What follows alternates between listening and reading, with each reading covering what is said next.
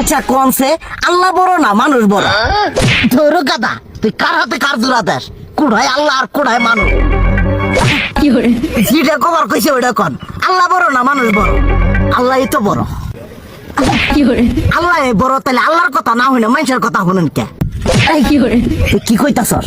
কি আর আল্লাহর কথা মানে না মানুষের কথা মানে? হ্যাঁ, কি আর মানুষের কথা শুনেন তাই না? আমনে যে ওই দিনকে ডায়াবেটিসের রোগ নিয়ে যে হাসপাতালে গেলেন, ডাক্তার আপনার কত কিছু খাবার না করলো, সব কিছু না খাই এখন চলতেছেন। তাহলে আল্লাহ যে আপনারে কইছে যে হারাম খাবার না, সুদ খাবার না, কই আপনি তো কাম কাজ বাদ দিয়ে এলাকার মধ্যে টাকা পয়সা না গায়ে খালি ওইলে দিয়েই খান, নিজেরা টিয়াও হালাল ভাবে কামাই করেন না, ওই সুদ তো না কয়টা টিয়া করে লাভ আহে ওইলে দিয়ে দিয়ে চলে না, পেট বড় বানাইছেন। শুনেন একটা কথা কই, হারামের কোনোদিন আরাম নাই। হালাল পথে রুজি রোজগার করেন, প্রয়োজনে এড়া বেলা কম খায়েন, তাও শরীর পিণ্ডও ভালো থাকবো, কোনো রোগ বেদও হবো না, আরামও পাবেন, আল্লাহও খুশি থাকবো।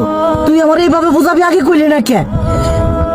আসলে এই বিষয়টা তো আমি কখনো মাথায় এইভাবে নিই যে আমাদের কখনো ডাক্তার নিষেধ করলে ঠিকই আমরা নিষেধ মানি, কিন্তু উপর আল্লাহ যে কত কিছু নিষেধ করে দিয়ে সেটা মানি না।